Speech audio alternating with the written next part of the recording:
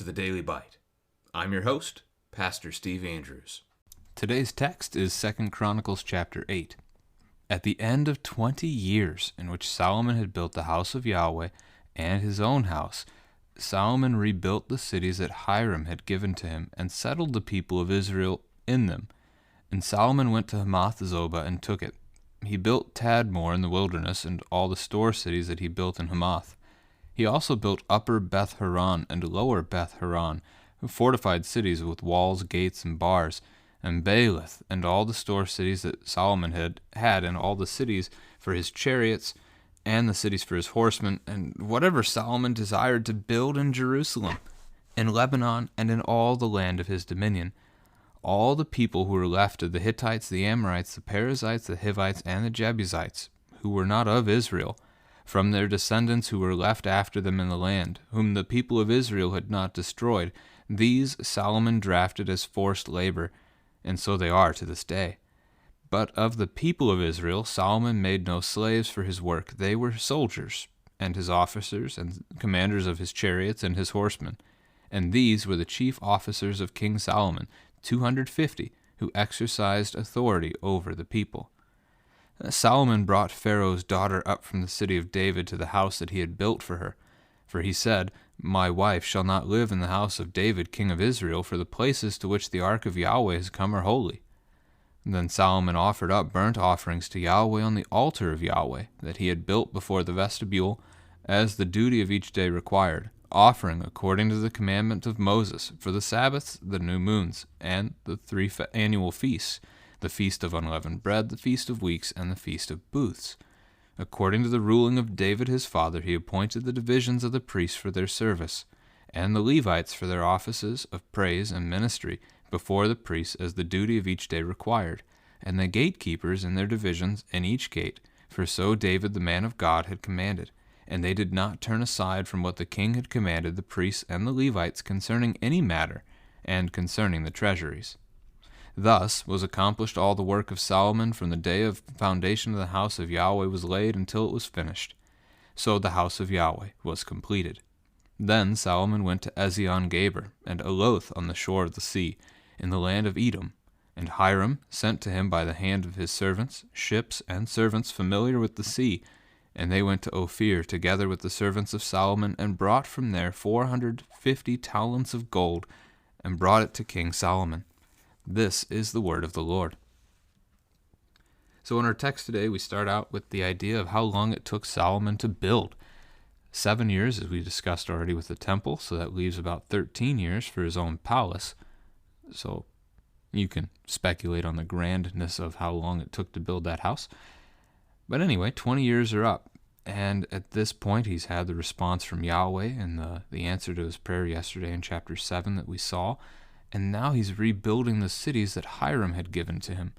We believe this to be a reference to 1 Kings chapter 9. It was not mentioned in Chronicles. So when Solomon was requesting from Hiram the various servants that would cut wood and send the wood down to him to build the house of God and his own house, at this point, what we had in Chronicles was just a description of food, so wheat, barley, oil, and wine that would be sent to Hiram, king of Tyre.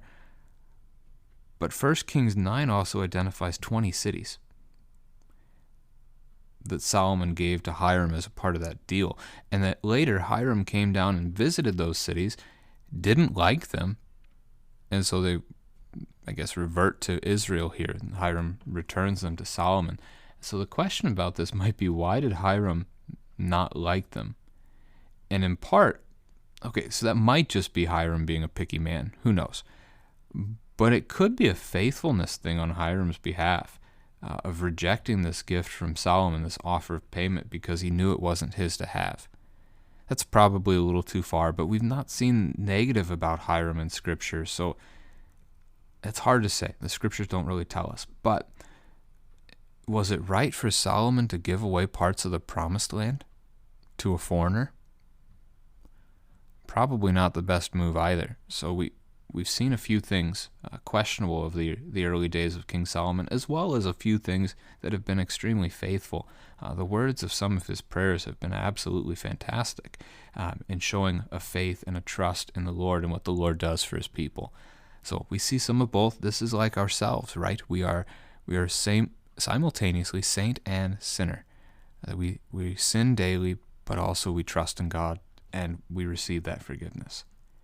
One of the themes of today's chapter is going to be the expansion and the fortification of Solomon's kingdom. He's going to go up to Hamath Zobah, which is something his father David conquered in 1 Chronicles chapter 18, and he's going to have to retake it. There's not a battle really mentioned here, but again, fortification, solidifying, shoring up his defenses. The idea that maybe he had lost control of this over the years, kind of fell into almost an anarchical kind of position. And so he had to go in and re-solidify that he is king.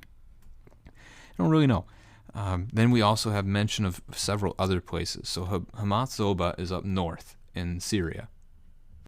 Tadmor is going to be east of that, so really quite east of Hamath Zobah. I don't know, 50 miles, something like that. We don't really know exactly where it's at, but it's in that Syria region as well, on the way to the Euphrates River from where Solomon's nation would be. Upper Beth Horon, Lower Beth Horon are going to be basically twin cities or villages that are surrounding a route that would be easy to take from Jerusalem to Philistia, the southwestern enemy, so they're west of Jerusalem. And then also Baalath is going to be to the south of Jerusalem. So different locations here, some within Israel's boundaries, some outside of Israel's boundaries, the expansion again of the kingdom. And then, the note here in verse 6, that Solomon built whatever he desired to build. Talk about prosperity. He can do basically whatever he wants to do. He's so wealthy. He is so blessed by the Lord as well, also in terms of his kingdom, that he's able to just do these things. God is for him. God is with him in what he does. Verse 7, we learn about the remnant of people that were supposed to be driven out. So this might be a question for your children. Should there be any of these people? Should there be any non-Israelites in the land of Israel? That might not be the right way to phrase it, because visitors could come and stay with them. When Israel entered the promised land, God commanded them to drive out all of the enemies that were living in the land. He was taking it from them, and he was giving it to Israel. Not because Israel's great, but because God is faithful, and he's promised he would do this, and he's judging the people that lived in the land before, because they weren't faithful. They were supposed to drive them all out, so the fact that some remain means they didn't do that. They failed. They didn't honor the Lord's command. And so they shouldn't be there. The Hittites, Amorites, Perizzites, Hivites, Jebusites, none of them should be left in the land. But now what's the outcome? Solomon makes them slaves. Forced labor. We saw some of that already. The resident aliens in the land were forced to build the temple. Now Solomon's going to enslave these for his work. And the chronicler who writes this in verse 8 there says, and so they are to this day. So those who remain in the land who aren't Israelites are still treated in such a way. So this isn't looking good on that note. But he did not enslave his own people. He just made them his soldiers in his army. 1 Samuel 8 doesn't speak well of doing that. Different story, though. So his officers, his commanders, his horsemen. So he used Israelites to fight, but he used foreigners for labor. And then we learn he had 250 officials that served over all of his people. Another negative note, verse 11, about Solomon is going to be that he brought Pharaoh's daughter up to be his wife. A little bit more about this can be found in 1 Kings chapter 3, that he took the daughter of Pharaoh as a marriage alliance with Egypt. But this is, so ask your children, why is this a bad thing? I almost answered it before I said it. This is a rejection of God's command. This is Deuteronomy chapter 7, verse 3. that his people were not to marry with the people of the other lands because of paganism, because you would end up worshiping their false gods. The Lord knew it. I mean, listen to the text. You shall not intermarry with them, giving your daughters to their sons, or taking their daughters for your sons, for they would turn away your sons from following me to serve other gods. Then the anger of Yahweh would be kindled against you, and he would destroy you quickly. And yet this is what Solomon does, and it starts right here, first with the daughter of Pharaoh, and it's just going to multiply. Solomon ends up with 1,000 wives. It's not even a joke. If you've never heard that stat before, it's not a joke. He had 1,000 wives, most of them probably political alliances. But this isn't good.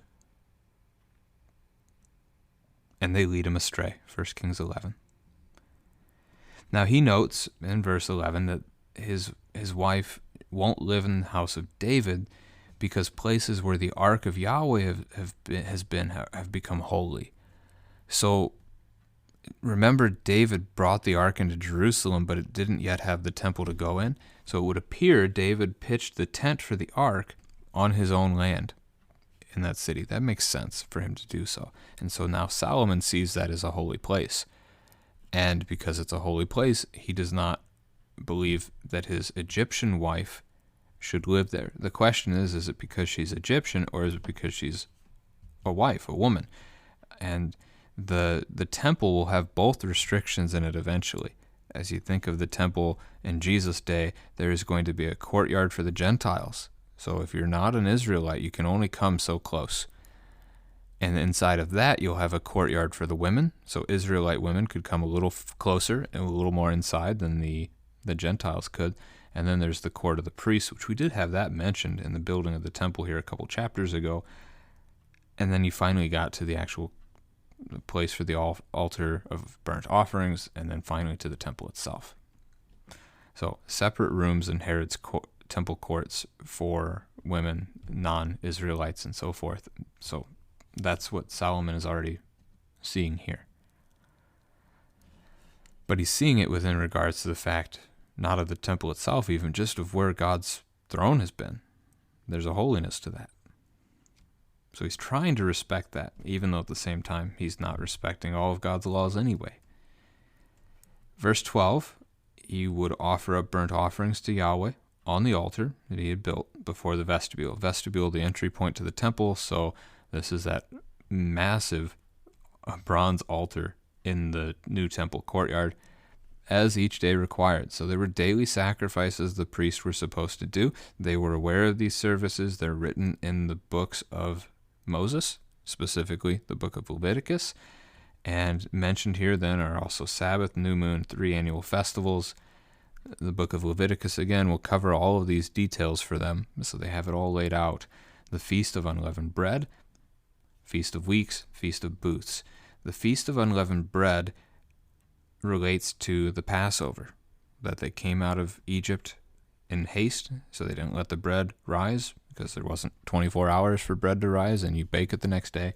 You had to leave in haste. Eat your meal in haste. That's the picture there. So that was a week-long celebration. The Feast of Weeks was a celebration of the first harvest. So the first sheaf of the harvest is lifted up, celebrated before the Lord like a wave offering. And then 50 days later, which is why the Feast of Weeks also becomes known as Pentecost, 50, Penta, 5, the Feast of Weeks, celebrated to remember the harvest. Thank the Lord for that. And then the Feast of Booths is in the 7th month. So Feast of Unleavened Bread, 1st month, Feast of Booths, 7th, as the celebration of God's faithfulness to his people as they wandered through the wilderness for those 40 years, living in booths or tents, that he maintained them, he brought them to the promised land as he said that he would. So these become the 3 major feasts for Israel, have been already for a few centuries, but these are the ones that they're to come to the temple and offer sacrifices for. So when you get to the New Testament, Jerusalem is filled at Passover because it was mandatory for the Jewish men to come to the temple. It's the same thing for Pentecost when you have the Acts 2 text and the apostles are preaching, Peter's preaching, and we see all those men gathered from all those different places. Well, it's because God's word had them coming for that. that celebration. And then verse 14, he's going to follow the divisions his father has set forth. This was the end of 1 Chronicles, those last several chapters as David made the rotations, basically 2-week rotations of 24 groups of priests, and then we had the rotation of the musicians that matched that, and so forth. Gatekeepers had their own divisions as well, and that these Levites would know their respective duties, and they would follow in them, they would do them. They did not turn aside from anything that the king had commanded them. So, summary verse 16, thus was completed the temple, the house of Yahweh. And so then in verse 17, we see, again, the idea of Solomon kind of expanding, branching outward. He heads down to Ezion-Geber and Oloth, which are 2 cities on the Salt Sea. So the Salt Sea south of the Jordan River, on the southern part of the Salt Sea, because that's where Edom is where you would find these cities. And meeting him there would be some of the servants of Hiram. So servants of Solomon and Hiram together go down to Ophir, which is to the south further. If you're familiar with the Red Sea, it's on the eastern side of the Red Sea. It's a land famous for gold in the Old Testament. Solomon sends those servants there to bring back gold for his kingdom. They bring back 450 talents of gold. A talent, again, 75 pounds. That's 33,750 pounds worth of gold that they bring home. That's a lot of gold for King Solomon. He will eventually end up with an annual income of a little more than that. Not quite, certainly not double. Not quite a 50% increase from that 450. 666 ends up being the number that we'll see. So Solomon is going to have, a kingdom that is so wealthy, so prosperous, that the gold and the silver are as common as stone in the city of Jerusalem. It's a wealth that his people get to share in. All of this is God building up his own kingdom, building up his people, that they would serve him, love him, and be a light to the world around them, that other nations would want to partake in this, and by partaking, would hear about Yahweh.